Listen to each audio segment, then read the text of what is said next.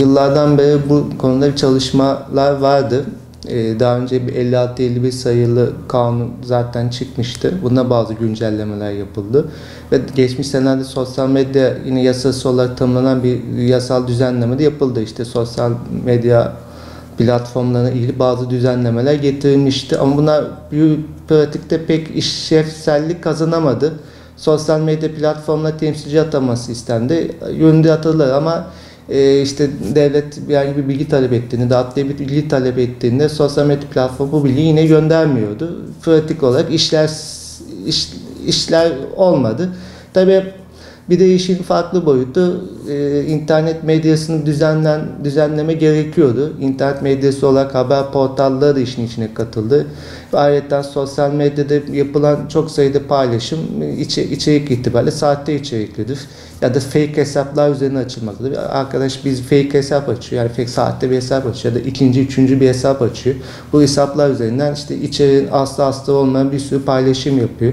Bir sürü yalan haber de paylaşıyor. Hatta bu işi meslek edinmiş insanlar da var. İşte toplumu infiale yol açacak türde paylaşımlar yapılmakta ve bu hesapların hiçbir işte mahiyeti, kimdir, kim tarafından açılmıştı buna ilişkin bir tespit yapılamamakta.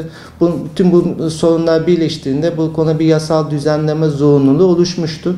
Tabii bu yıllardan beri öncesinden gelen sorunlar, güncel sorunlar birleştiğinde bu yasal düzenleme yerinde olmuştu.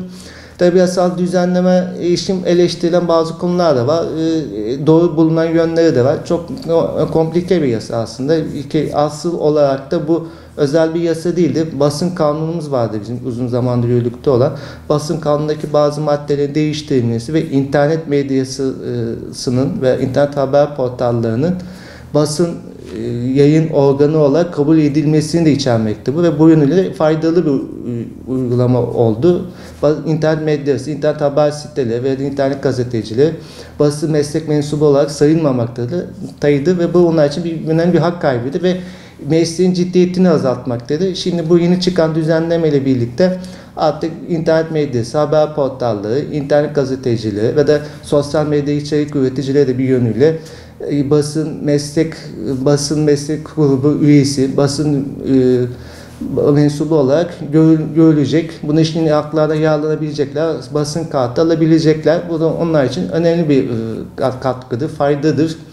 Ki bu mesleğin özellikle artık medya, yazılı gazeteden, dergiden çok internet medyası halinde ve sosyal medya platformları üzerinden yürüyor. Tabii özellikle bu konularda bu alanda yayın yapan medyacıların da normal basın mensubu olarak görülmesi hem mesleğin ciddiyeti hem de onların yayınlarında biraz çeki düzen vermesi açısından iyi olmuştu. Artık bundan sonra birkaç internette yayın yapan bir haber portalı ya da sosyal medya ya da YouTube'dan yayın yapan bir işte gazeteci ya da ne diyelim YouTuber, artık yine adıyla YouTuber yaptığı haberlerin, paylaşımların belli bir yönetmeliğe tabi olduğunu, takip altında olduğunu ve bununla yaptığı paylaşımlardan, yayınlardan dolayı hukuken sorumlu olduğunu bilecek. Bu sorumluluğu üzerine taşıyacaklar. Çünkü özellikle günümüzde YouTuber'lık arttı, gelişti mesela. Facebook, Instagram gibi araçlar da kullanılıyor. Haber portalları takip ediliyor. Ama YouTuber'lık gelişti. Ona değinmek istedim. Şimdi YouTube'da birçok eski gazeteciler de dahil olmak üzere yeni gençler, genç girişimciler, bu konuda kendini geliştirmek isteyen bir sürü işte genç arkadaşımız YouTube'da kanallar açarak da çok farklı konularda, hatta siyasi konularda dahi paylaşımlar yapıyorlar. Videolar yayınlıyorlar ama bu yayınların içerik konusunda ya da paylaşılan içeriklerin doğruluğu konusu tartışmalı oluyor. Şimdi bu yeni yapılan düzenleme ile birlikte bunlar artık bu yaptıkları yayınlardan dolayı sorumluluk altındalar.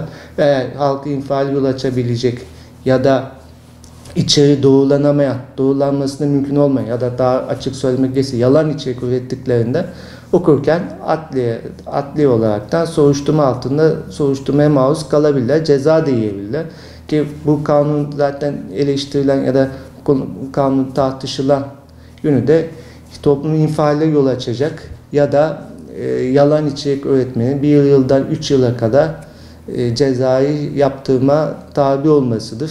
Yani bir YouTuber aslı astarı olmadan ya da içeri doğrulanamayan ya da toplum infiale yol açabilecek bir konuda bir paylaşım yaptığında da haber ürettiğinde işte savcılık tarafından soruşturulabilir. 1 yılda 3 yıla kadar da mahkemelerde yargılanabilir. Tabi bu yaptığı, tabi bu her konuda yorum yapan, yazan, video çeken kişinin yargılanacağı anlamına gelmez.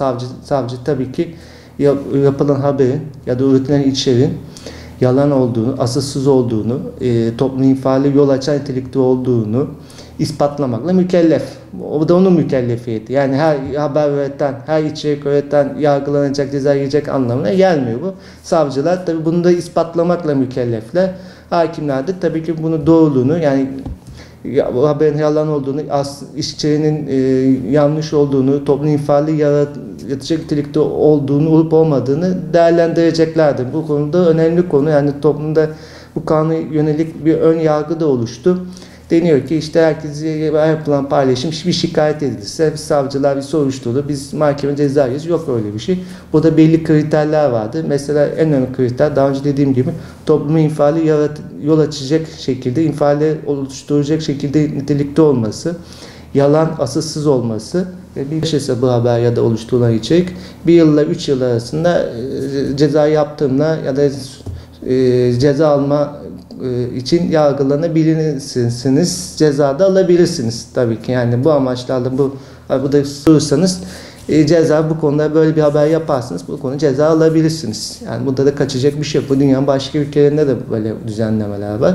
Bu ülkede de böyle bir düzenleme olması gerekliydi. Tabii bu tarz haberlerin aslı olmayan, asılsız, toplumda korku oluşturacak, artı genel sağlığıyla ilişkin olaraktan gerçek dışı bilgiler üretmenin suç olması gerektiğini düşünüyorum. Bu konuda yapılan düzen bu yönüyle doğru bir düzenlemedir. Tabii ki uygulamayı da görmek gerekiyor. Uygulamada bu iş nasıl yürüyecek, adli merciler nasıl çalışacaklar, onu da zaman gösterecektir. Yani bunu o işin o tarafında zaman içinde göreceğiz. Bakalım nasıl uygulanacak.